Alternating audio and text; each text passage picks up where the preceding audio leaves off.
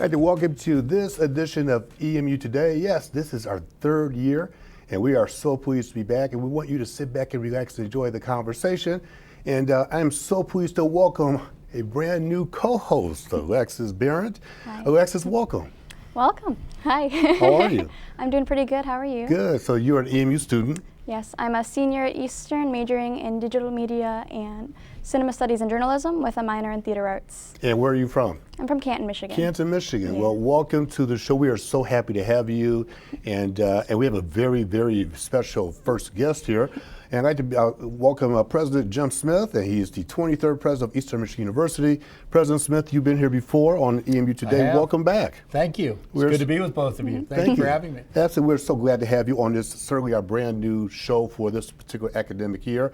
A lot of things are happening at Eastern Michigan University. They are. Big summer. If you've not driven around campus, you probably don't realize it, but both of you have. So about $100 million worth of construction that we were engaging in this summer. As you can tell by the rec IM, there's lots of work there. Sill Hall has been completely demolished.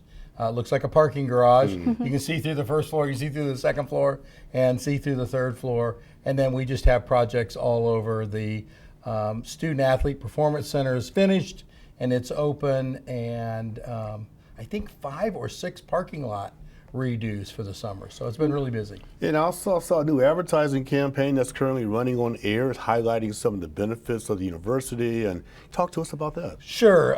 I think one of the most important things, Mark, is for us to tell our story about excellence. People know us as a very diverse campus. I think they know us as a very welcoming campus. They know certain majors. For example, teacher education's been with us since 1849, but they don't know some of the other areas. So we've tried to talk about clinical research administration, for example, master's only program. Most of those students go into the pharmaceutical industry. It's a top 10 program in the country, has been as high as #1 in the country. So we try to talk about that. 17 years now, Princeton Review, Best in the Midwest, College of Business, 15 years in a row for Business College of Excellence.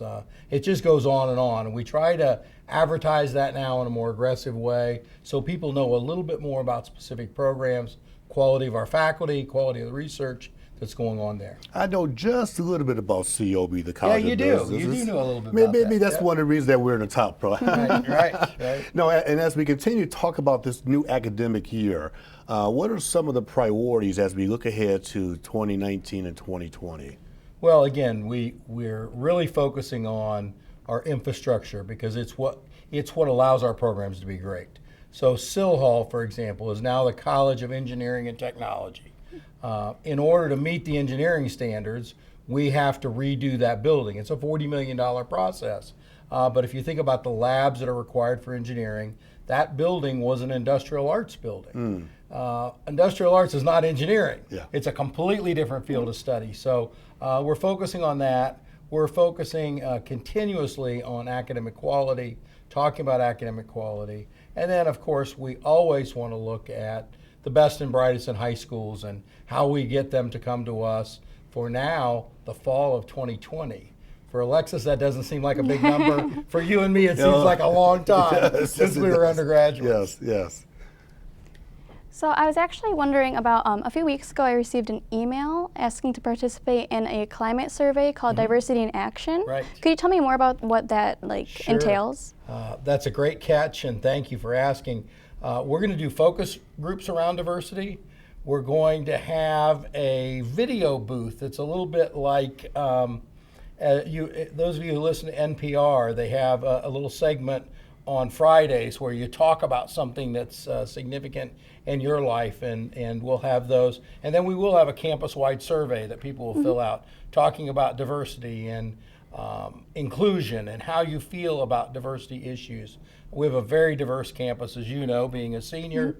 We have students that come to us from all walks of life. We have students, I believe, from 82 different countries that are here. We obviously recruit in the center city, which gives us a lot of diversity, but we have students that come to us from very small towns as well. And we want to talk about all of that in the diversity complex. And then what do we do with that data? How do we make our university more inclusive? How do we get the feel that we're moving forward? And that's the process. We have a President's Commission that's leading that, and they'll put all that together and they'll give us an action plan. Sounds good. And as a student here, so you've been here for 4 years. Yes, this is my 4th year. And talk to us briefly about your experience here on campus and the diversity on campus as a student. Well, Eastern's a very, obviously diverse campus with lots of different programs to include diversity, lots of clubs and organizations that try to highlight diversity in the program. Being here on my 4th year, I've seen the positives, and I've seen the problems that we've had over the years with the graffiti that happened a few years ago, the negative stuff that's been going on. But I think Eastern has done a really good job at bringing out positives and keeping positive, keeping up with staying away from that kind of thing. So the university, to that point, has become much more aggressive in addressing some of those concerns that Alexis just brought up. Absolutely, and I think one thing that Mark, from your work in the College of Business, for those who don't watch the show every week, Mark's an adjunct faculty, teaches 2 or 3 classes for us most semesters in the College of Business. When I talk to CEOs and when I talk to executives, I hear almost unanimously, I need a young man or a young woman who understands a diverse workplace. So we're trying to build that into the everyday experiences of college life, which is really critical. And thank you for saying we're doing a better and better job, because it's really fundamentally important to not only our student affairs faculty, or our student affairs staff, but our faculty as well. It's a topic that we bring across all lines at the university. Hey, let me talk to you briefly about the importance of diversity. There was a study done by the Boston Consulting Group. They interviewed over 1,700 organizations across 8 different countries. And an organization that has a diverse team at the senior level and throughout has a 17% more likely chance of increasing revenue. In other words, they can increase their revenue by 17%, as opposed to an organization that's not as diverse, which is clearly, from a business standpoint, is clearly very important. One of the things I want to ask you about is that you are Welcome Here campaign. Right. I know you were very proud of that campaign, right. and then we had the posters on the side of the parking lot on the main campus. Talk to us about the impact of that campaign. Well, we continue to still do a lot of work overseas. A lot of that is about recruiting and about the feeling that some international students didn't think they would be welcome coming to America. I spent time this summer in Palestine and Jordan and in Israel, and I did hear that from high school students. Why would I come to the U.S. when I can get a visa more quickly to Australia or New Zealand or Canada? And we wanted people to know that we can't control everything that happens in Washington, D.C., but we can control what happens in Ypsilanti. Yeah. And that we do welcome students from all over the world. Many of those students did their own costuming. So they wore what they would wear at home, and you'll see that as you run around. The bad news is I think it's coming to an end pretty soon. We're going to go with a new campaign soon, and we'll unveil that either later this semester or sometime in the spring. But it's been a really good one for us. And I'd like to add one that I didn't answer earlier about diversity and the campus diversity action. The number of veterans we have on campus. And we're #1 in the state of Michigan for veteran friendly. We're #3 in America for large university campuses, for veterans feeling comfortable on our campus. And I think it's just another slice of diversity sometimes we don't talk about, we don't think about, but those young men and women have served often in Afghanistan or Iraq or wherever they might be during the time of their military service. And to come back and feel at home is really important, and we're very proud of what they do. And one of the things I've noticed too, President Smith, is that you've been spending a lot of time in Detroit. Right. And every time I see a Facebook post, you're in the city, you're doing certain things, but you also spend time with a young Detroiter, EMU alum, I think, who was performing in New York City. Is that right? That is correct. Tell us about that experience. Well, the Ain't Too Proud is a very, very popular Broadway play. And we have a young man that is he plays the character Blue. And if you know the Temptations, Blue had the super low voice, and my wife and I were there. We had front row seats, and we had a chance to go to lunch with him. And in the restaurant, you knew he was the low bass. Because when he would laugh, everyone would look at our table. So Juwan Jackson's his name, incredibly talented young man, and he tells a story that he learned to sing the way he sings in a small gospel choir. I believe his grandfather was the pastor and the gospel choir director, and he's certainly done well for himself. And you've also been traveling, I know we have a couple of minutes remaining, you've been traveling internationally as well. You've been, not only just traveled to Detroit in the Midwest, but you're traveling across the globe. You had an extended trip this summer, I believe. Right. I mentioned the Israel, Jordan, and Palestine trip. Those are all about creating 2+2 degrees, 3+1 degrees, which the audience may not know a lot about, but 2+2 means you do 2 years in, let's just say, Jordan. And you come here and you finish the next 2 years. And some of those we have dual degrees. So you get a Jordanian degree and a U.S. degree. And that's very desirable in the Middle East. It's desirable in China. I've been to China a number of times. Very desirable in South Korea. So it's one of our ways to get students to come here and really feel like, boy, I can still have my home degree as well. Sure. So they have a degree on their wall that I'm going to Saudi Arabia soon that'll have a Saudi Arabian university and have Eastern Michigan side by side. It's pretty important. Anything you want to say to President Smith in closing? It was really great talking to you about this, and I really appreciate your opinion on the Diversity in Action campaign, and I hope it goes well. I do too, and thank you for bringing it up, and have fun on the show. I know in past 2 years you've had a lot of fun, Mark, and he'll torment you a bit, but it'll be good. It'll be all that good. feeling, That feeling already. You know, one of the things I love about this show, President Smith, and as we wrap up, is that we've had student co-hosts and other students. This is a student-produced show, so you understand. We've had our previous students have gone on and have gotten jobs in their field. Correct. We have one that's working at the local NBC affiliate in Detroit. We have another one that's down the MBA program in West Virginia. So the point here is that this is a wonderful opportunity for Alexis and all of our students who are involved in this program. Right. So I want to take this time very much. Thank you for joining us, and really wish you a very successful academic year. Thanks for all the things you're doing. And it's homecoming week, so we're going to have some fun this We're week. going to have some fun. Yeah. And speaking of fun, the Eastern Michigan University Band had the opportunity of performing at a Detroit Lions game recently. We want you to sit back and enjoy this halftime performance down at Ford Field in the Motor City.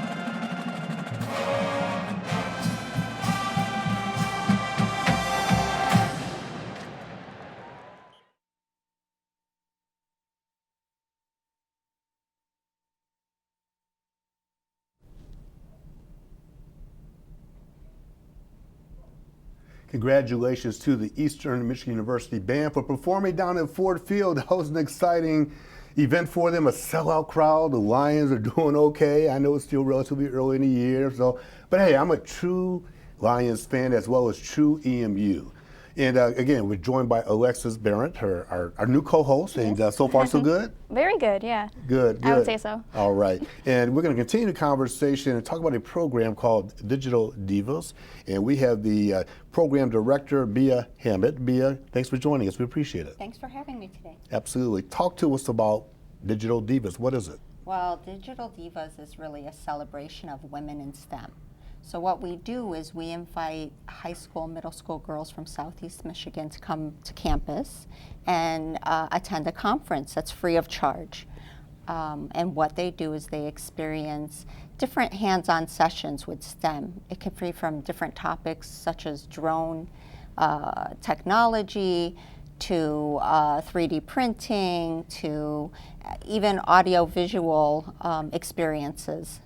And how long has the program been around? We are now in our 9th year. Your 9th year. 9th year. We're the longest program of its type that has sustained this long. So we're real proud of that. If I remember correctly, you started with about 100 students, is that right? Even less than Less than that. that. Yeah, so the first go around, we invited one high school in before my time. The first one happened without me. So they had they invited a high school full of girls to attend Digital Divas. And I came on board the second year. And from there, we just grew. So these days, we see about 1,000 to 1,100 girls every year that go through the Digital Diva program. In my understanding, too, it's primarily middle school students, is that right? No, so actually middle school girls come in the fall, and we have the high school girls come in the winter semester, which is around April 17th this year, 2020. And that will be our 10th year celebration. So on November 1st, we're going to have about 500 middle school girls come to campus from all over Southeast Michigan. They're coming from Detroit and Lansing and Southfield and Dearborn and Farmington. So they're coming from all different areas. And we actually have private funders to take care of the cost of the program as well as transportation. Because we do this because we don't want anything to roll over on the student or the school district. We want to keep it as easy and accessible for students to come that we can possibly have it. Alexis, you aware of the program? I have definitely heard of the program. I've looked it up a little bit actually too. I'm a woman majoring in film studies, which is a male-dominated field, so something like this is really inspiring actually. And thank you for running something like this. Oh, I'm so glad you looked it up. And we just want more people to be aware of the problem of females in STEM. Not necessarily the sciences like biology and chemistry, more so like engineering. For example, only 20% of an engineering class is female. By the time they graduate, it's only 18%. And of that, only less than 4% are women of color. So there's definitely a problem. And we want to see more women in engineering because basically an engineer's job is to solve problems. For instance, you could think of things that were developed by men that don't suit women as well. For instance, a car seatbelt.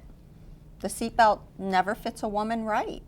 So it's problems like that we need more women in the field to solve problems so it works more for diverse people. I remember we had a conversation on my radio show as well. And I think it was Stephanie, I believe. Right, Stephanie Price. And she made an interesting comment, what I never thought about. You could tell that where the gas pedal was designed by a man. Because when we wear flat shoes, and we could put our foot on the brake and put our foot on the gas, but when a lady gets in the car, a lot of women will take off the heels and then put on flat shoes. I never even thought about that, which is another example of why diversity and getting people involved in this field is certainly important. Definitely. Talk to us more women. and talk to us about the diversity component. I love the fact that you talk about young women of color and exposing. Why is that important? Oh my gosh. In so many ways it's important. We need more different, so women from all different backgrounds bring different perspectives on problems. So when we see women who grew up with different circumstances, they have different answers. So they could come at problems better. And Eastern is such a great place to host this event because our campus is so diverse. So we're bringing populations of girls that might not have had a parent or a relative go to college. So for a lot of them, they're coming to our college campus and seeing our students and hopefully identifying with one of these students. Mm-hmm. Alexis, from your standpoint, you've been here for 4 years. Have you noticed the interest in STEM increasing with your classmates, or is there more use of technology in terms of how Eastern is delivering the content to students, such as online programs and other technology-based programs? Well, I honestly I'm not really involved in STEM in general, but with technology, I definitely would say it's definitely more outreach to like a diverse group of people, to more minorities are being looked out to, especially like in my program itself. When I would do film in like high school or just like technology in high school, I noticed it was like me and just a bunch of men. Like that's it. But now going into college, joining clubs, joining different classes, I'm seeing a more diverse group of people around me. Okay, and we understand too, beginning next year, the program is going to be extended to young men, called Dudettes. Is that right? No, it's called Digital Dudes. Oh, digital. Okay, see, duh. And actually, that's going to Digital happen Dudes. November 8th. Is it? We're going to do our first program, here at Eastern Michigan University. We're really proud. We are inviting middle school boys to come try it out, and we're going to expose them to technology. We're going to expose them to engineering, and hopefully build up interest in those fields, because it's estimated by 2028 we will have a shortage of about 4.8 million engineers, and that's including the generation of engineers that are retiring.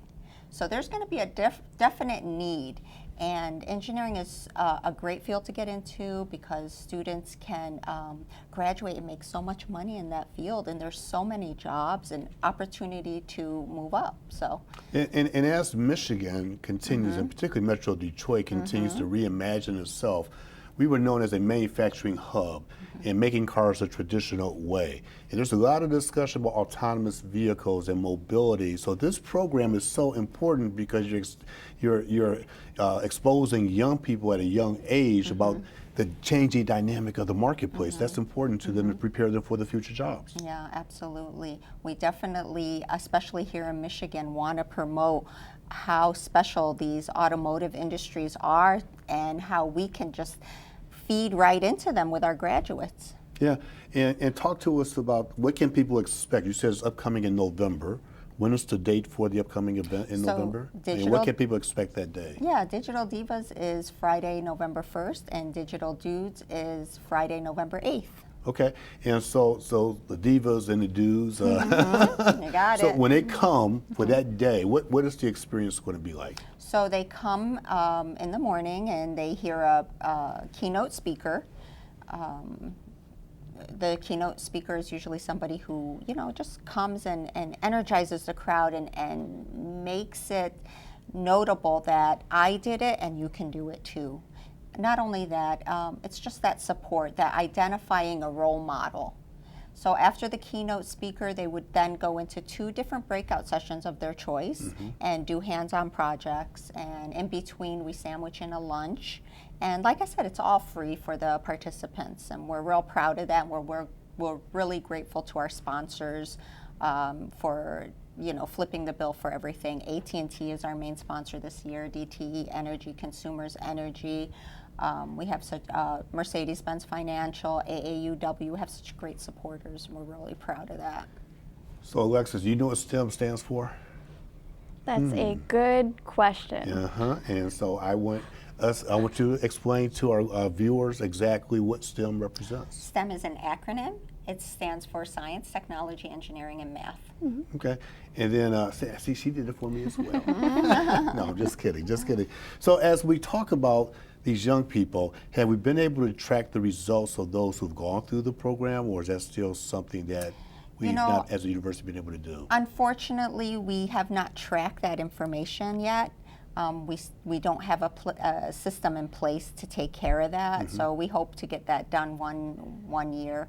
But I do have good stories about people who have come from the time they were in middle school, graduated from EMU, and then came back as a professional and volunteered for us. So it's really a wonderful program. And the program does rely on volunteers as well. It's all volunteer based. We don't pay anybody. We just, everybody comes and gives up their time and their energy for that special day. And there's a lot of planning that goes on beforehand. You know, we have these great people from organizations that get together and plan these breakout sessions for these students. And it's an hour and a half long, these breakout sessions. It's not something simple. There's shopping to be done.